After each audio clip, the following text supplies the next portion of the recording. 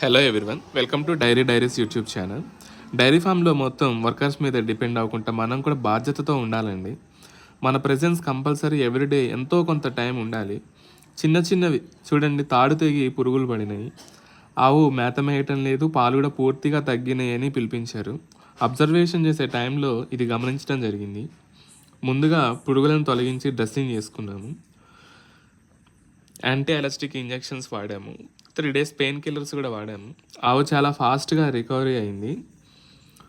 కొన్ని ప్రికాషన్స్ పాటించాము. ఆవుని కట్టివేయకుండా ఉంచుతూ మరియు డ్రెస్సింగ్ చేసుకుంటూ వచ్చాము. పశువు నార్మల్గా ఎంత ఫుడ్ తింటుందో అలానే తింటూ మరియు పాలు కూడా యథావిధిగా వచ్చాయి. ఫామ్ ఓనర్ చాలా ఖుషి అయ్యారండి. ఇలాంటి వాటికి మనం ప్రికాషన్స్ పాటిస్తే సరిపోతుంది.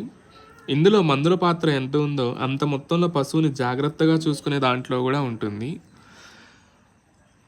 ఈ విషయంలో ఏదైనా డౌట్ ఉంటే కామెంట్ చేయండి, డిస్కస్ చేసుకుందాం. ఈ విషయం మీకు యూస్ఫుల్గా అనిపించినా లేక మీ డైరీ ఫామ్లో ఏదైనా ప్రాబ్లం ఉన్నా కూడా కామెంట్ చేయండి, డిస్కస్ చేసుకుందాం.